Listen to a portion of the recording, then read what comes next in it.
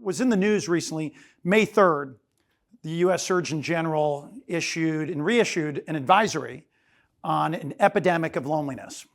Maybe you guys have heard about this. This has been ongoing. Mother Teresa actually talked about it in 2004 and said that loneliness was the leprosy of the West, and it was worse than the poor of Calcutta. Now, since that time, it is only expanded, right? The United Kingdom has created a cabinet-level minister for loneliness because of how much it impacts public health outcomes, right? In the United States, if you're found to be considered lonely, it shortens your lifespan by 15 years. Okay, it's the equivalent of smoking 15 cigarettes a day. So we should deeply care about the spread of loneliness. Now, some of you, when you hear about this epidemic, we might immediately think, well, this must be a real problem with the elderly. In fact, I was looking at a story in the Washington Post, and everybody they were interviewing were elderly people. Okay, while sure that can be a problem, the real explosive growth of loneliness is actually amongst Gen Z and millennials. The youngest people among us are the most lonely. Okay, so we'll go in a little bit about why that is in just a moment. The other big factor that's been growing really over the last 40 years has been the explosive growth of the religious nuns, those who hold no religion whatsoever, those who check on a box that they hold no religion, right? And this has been growing really since the mid-'80s, and we're now at 29% of all Americans consider themselves to be religious nuns. What I'm here to tell you and share with you is that both of these phenomena are actually caused by the same singular root cause, okay?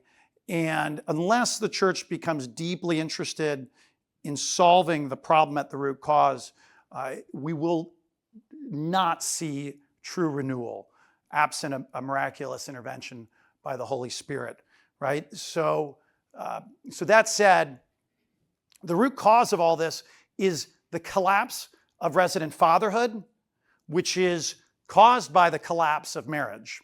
Okay, that's at the root and branch of the rise of religious non-affiliation. It's at the heart of the explosive growth of loneliness in our country. And so what I want to do is prove that to you tonight. Those are sort of it's the key takeaway of the study.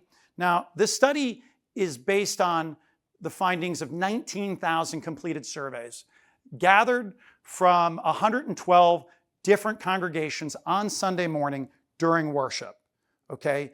Spread across 13 different states.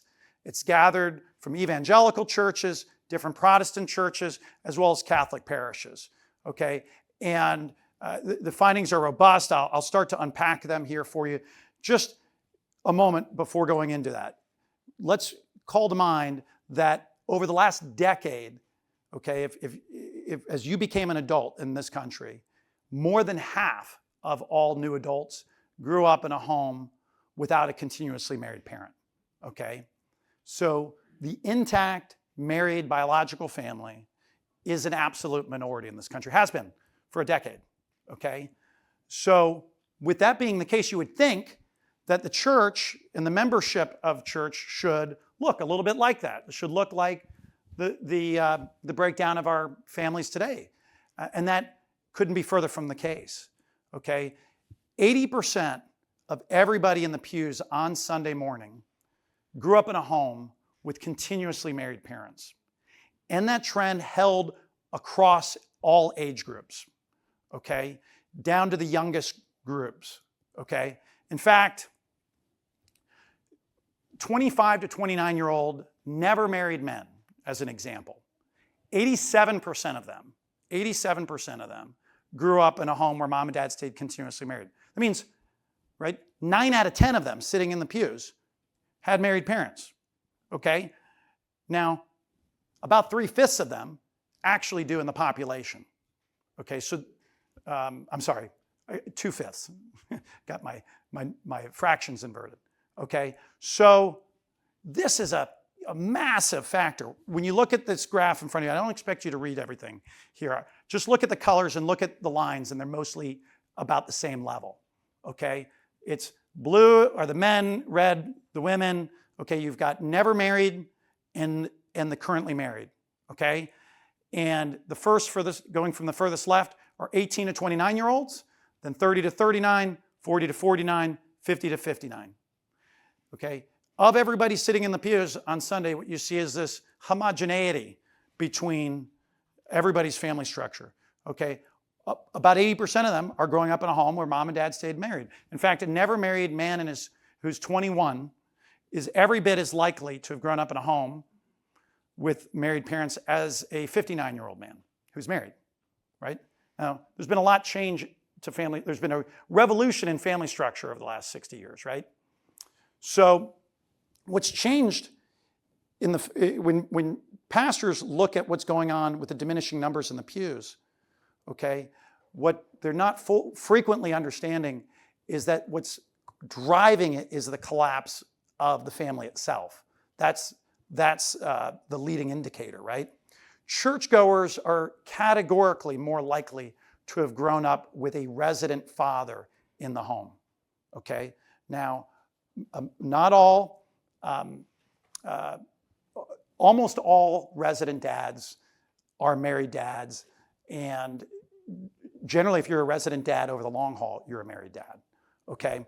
This graph that I'm showing you now, okay, the dark blue line is non-marital births, and the teal line is the growth in divorce as measured by ever divorced women between the age of 50 and 54, okay? The red line, that red line is the religious nuns, okay? What you see is that the red line chases the teal and the blue line, okay, with about a 25-year time lag behind it, okay? So the effect of the collapse of the family is you start to see an explosive growth in religious non-affiliation. So why are dads the missing ingredient, right? Why am I pounding on this so significantly? I go into this in the study, and you can download the study for free online. You can go to communio.org/study right now if you want. But why I hit on this so significantly is there's a huge body of research that connects faith and religious practice to a child's relationship with his or her dad, okay? Oxford University Press published a study that was a longitudinal study covering 40 years, okay? And it followed 350 families with over 3,000 adults over that time frame.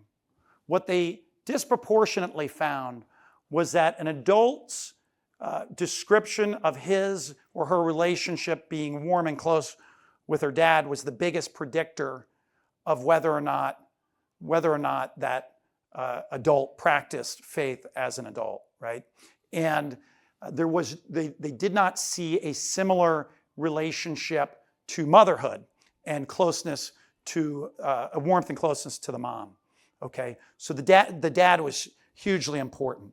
I cite other research in the study. I'll point out just one other piece from Dr. Paul Vitz, who's a former atheist. He's a professor of psychology. He was a professor of psychology at NYU. He's now a Christian. He has a peer-reviewed thesis that he's turned into a popular book called Faith of the Fatherless, which I commend to everybody here. And he looks at the world's 30 best-known atheists, and his basic thesis is that atheism and agnosticism is very frequently connected to a failure to attach to a dad, okay? That whether it's Karl Marx or Friedrich Nietzsche, Madalyn Murray O'Hair, they all have this big thing in common. Even the new atheists today, Sam Harris and others, they have an absent or a broken relationship with dad. Now, a couple things. We all know dads who aren't married who are good dads, okay? So I want you to understand when I'm using this data, I'm speaking in general and on average, okay? So that's number one. And number two, we all know individuals, men and women have been falling away from the faith for centuries, okay? And so some of you in this room may have adult children who have fallen away from active faith belief or faith practice. okay? And since the story of the prodigal son, there's been a number of reasons why. So what I'm using here is an appeal to statistical averages that we're seeing. So I want you to understand that. And then when we look at non-resident dads, okay, one of the best, perhaps the most frequently cited scholar on non-resident fathers and fatherhood is Dr. Paul Amato. And he looked at the patterns of non-resident fathers and looking at the very highest performing non-resident dads, the top 32%. Okay, even within this top group, they are not able to maintain more than once a week contact with their children within 2 to 3 years of separation. So this is it's a huge challenge for a dad who's not married to stay active in the life of his son or daughter, to disciple them, to form them in Christian faith. Now, what this all means is that fundamentally renewal, true renewal in this 21st century, right, fundamentally requires the recovery of Christian marriage. There's no path outside of it, right? Now, I will note here that the Holy Spirit can do whatever he wants, okay? He's not limited by the social science data that I'm sharing with you, okay? However, I will also note that biblically speaking, God tends to limit himself from time to time through his own sovereignty, right? He chose to come to us through a virgin at a moment in time in Bethlehem, right? He didn't need to, but he freely chose to, okay? The Bible is bookended with marriage in Genesis and in Revelation. Throughout the Old Testament and into the New Testament, God's love for his people is told as a spousal love story. Okay, over and over again. Marriage, human marriage, is a sign of the divine love for mankind, right? And it's a sign of salvation. So while the Holy Spirit absolutely is sovereign and God can do whatever he wants, it would appear from the biblical data that he has made marriage central to his plan for salvation, is what I'm sharing with you tonight.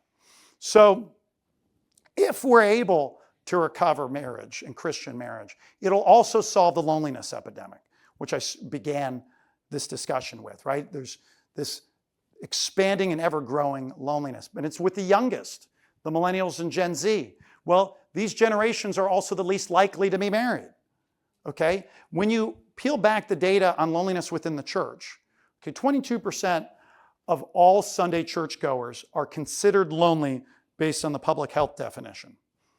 But when you pierce that back a little bit, there's more to the story.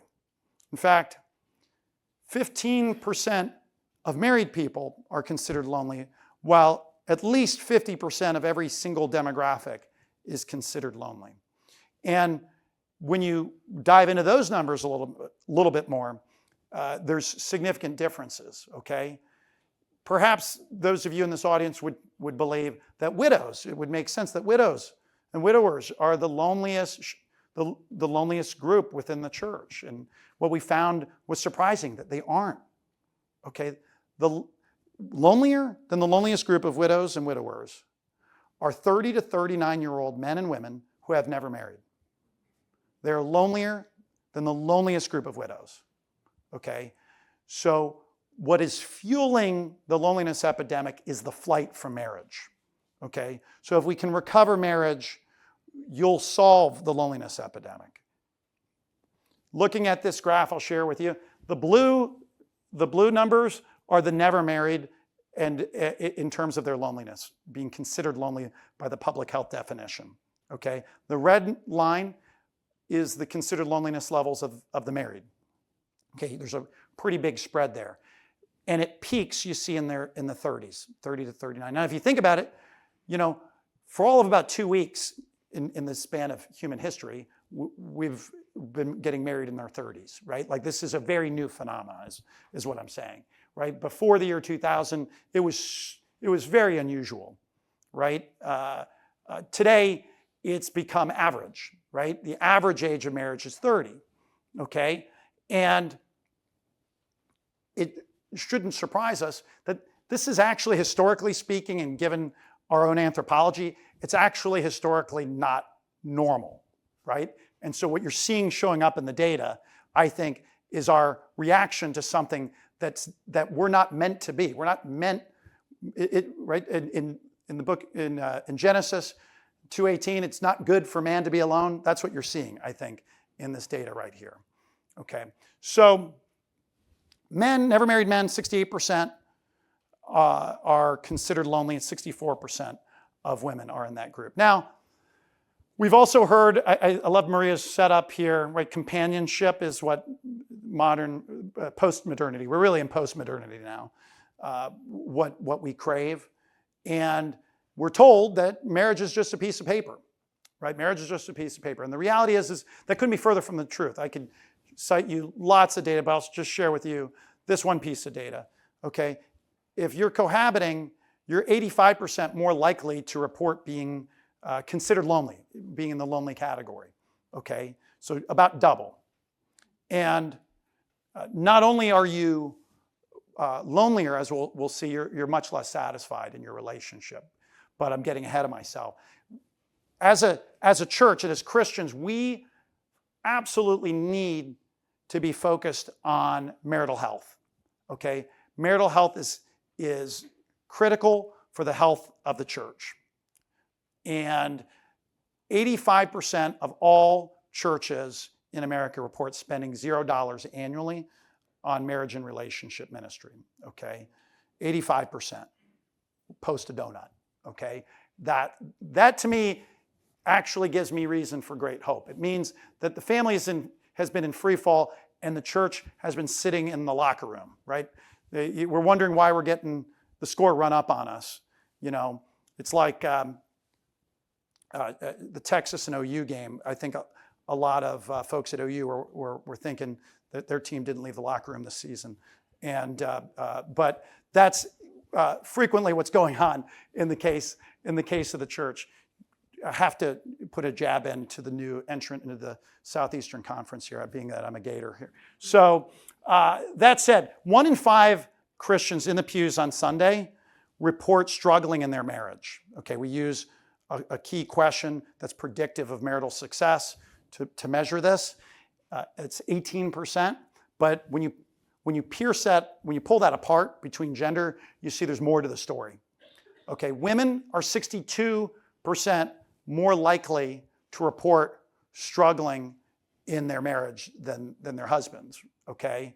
And that maybe doesn't surprise any of the women here, I don't know. I'm just kidding, okay. So as we look at that data though, the red line is self-reported struggling in your marriage for women, and the blue line is self-reported struggling for men, okay? The biggest gap is between married men and women in their 30s, and peak levels of struggling are in their 40s, okay? Based on this, and that's found in other and corroborated in other data sets as well, okay? When you look at this, women in their 30s being the biggest spread, you're 109% more likely to struggle in your marriage than your husband, okay? 109%. So it's a huge gap, and one of the ones that we're trying to educate pastors about. Okay, we have to normalize, make it normal to invest in your marriage, in your relationship, right? Marriage is the most common pathway to grow in holiness for most people, okay? And so the church should be coming alongside married people to help them grow in their holiness by loving one another better. And guess what? There's great skills that are known and knowable that have come up through research, intrapersonal skills, and the church can and should be a school of love, teaching those skills and equipping men and women, both as singles and as marrieds, to live healthy relationships well, right? Now, despite one of the big things here is, while we're unpacking a little bit of the married data, I want to note that married people in church are still the happiest Americans. In fact, Dr. Brad Wilcox from the University of Virginia is publishing a book this fall that's going to cite chapter and verse in all this, okay? It's important to know what's going on, with our married people in church. And it's also important to take stock that on net, married churchgoers are more satisfied and happier in life and in their marriage than those who aren't. Now, when we compare married people to cohabitors, okay, you see a big gap, right? These are responses from cohabiting church-going Christians, okay? And you see that it's almost twice the likelihood of struggling in your relationship, okay? Women in particular, it's a really, cohabiting men are way more dissatisfied than married men, okay?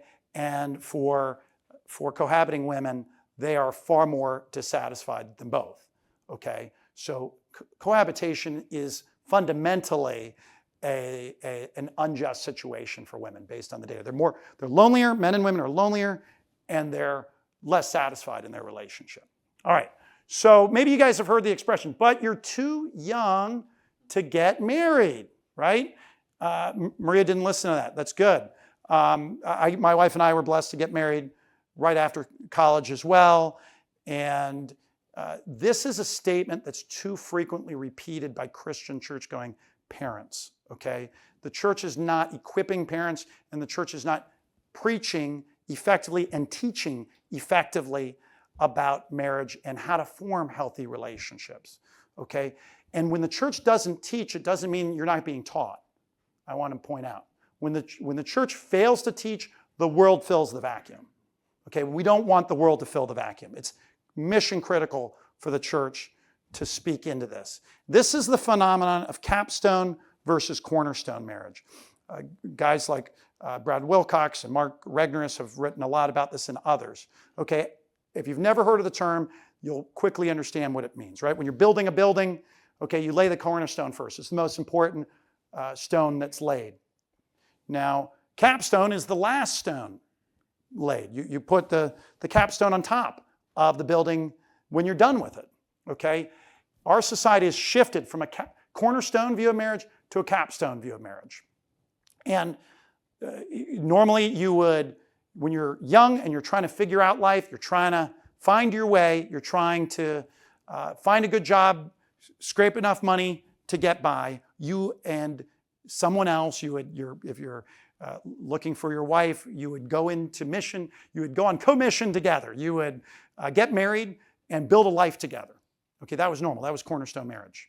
Okay, that has largely vanished. We've been told by the world and frequently implied through parents that no, go get a great job first, go amass, a lot more comfort in terms of your income, and maybe go see some things.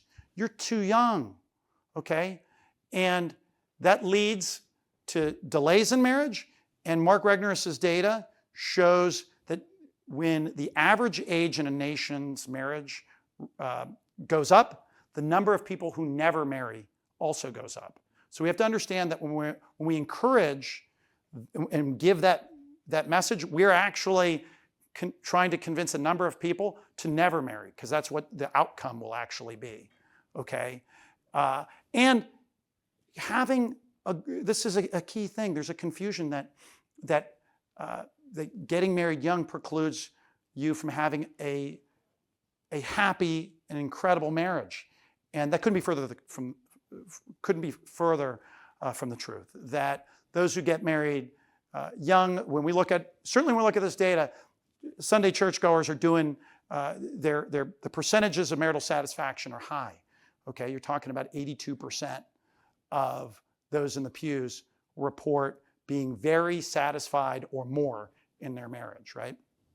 So now I want to double click on an item here, because this sometimes leads us to thinking about marriage. If we're being serious about increasing the number of people getting married, we actually have to get serious about the gender gap that exists in our pews, okay? What we found is that gap is real, it's significant, okay? Of those who've never married, okay, there's 42% more women in the pews on Sunday than men, okay? And mathematically speaking, if you want the marriage market to clear, right, you want people to find somebody, you need to have an even number, right, of men and women, right? And so we talk about, when we work and talk with pastors, is being very real with that gap, okay? And being creative about solving that gap. The pastor needs to own that, okay? The church needs to own that. How can we draw in young men into the life of the church, to a life of faith? Now, it's sometimes said, maybe you've heard the expression, that marriage civilizes men. I know Mrs. DeGantz agrees with that, as she's listening right now. Marriage, if that's true, if marriage civilizes men, statistically speaking, it means that we've never lived at a time in our history where there's been more uncivilized men walking the streets of our communities, okay? And I know if you're looking at the news, I know that you can't help but nod your head and see that that happens to be the case, right? So I'd encourage you to go ahead and download the study, communion.org/study. There's also a way to get it through text study 23 to 42284. And you can download the study, it's free. I would encourage you to get it and share it with your pastor, with elders at your church. I would encourage you, if you've got a Bible study, a small group, I'd encourage you to read it together and ask the question of what can we do? What can my church do? What can I do? How can we champion a renewal and a recovery of Christian marriage? Well, I hope you have found this discussion not only inspiring, but also informative. Christians have to be able to think, especially in this constantly changing culture, from a Christian worldview. To learn more and to find more discussions, please visit lighthousevoices.org. That's lighthousevoices.org.